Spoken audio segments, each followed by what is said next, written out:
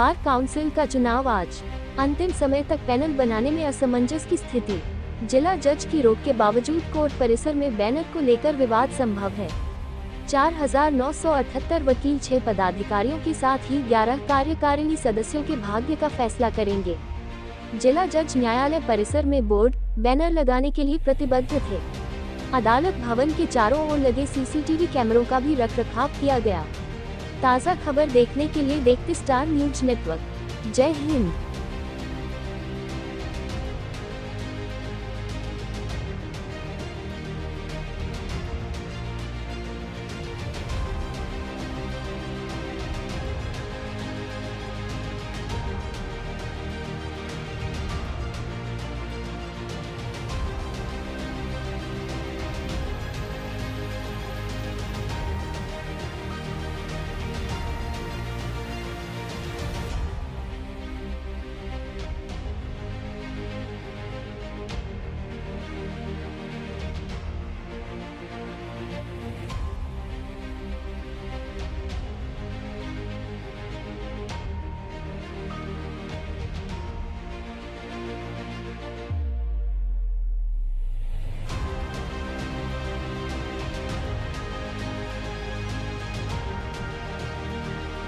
મારું નામ ગણેશ પાટીલ છે। ગણેશભાઈ, આજે બાર કાઉન્સિલની ચૂંટણી થઈ ગઈ છે, કેટલા ઉમેદવારો એમાં પાર્ટિસિપેટ છે?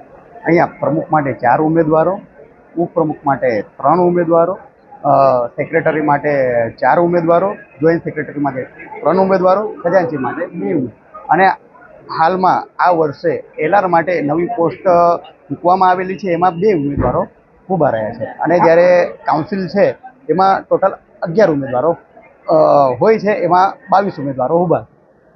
આજે બાર કાઉન્સિલની ચૂંટણી થઈ ગઈ છે, વકીલો માટે કેટલો ફાયદો કરે?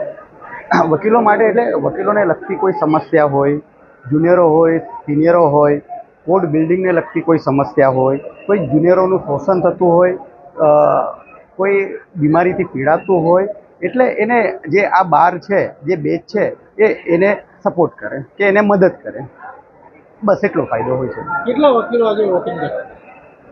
લગભગ અહીંયા આમ તો 8,000 વકીલો છે, પણ એમાંથી જે ઇલેક્શન જે વોટ આપી શકે ટોટલ 4,000 વકીલો એપ્રોક્સ આજે વોટિંગ થશે।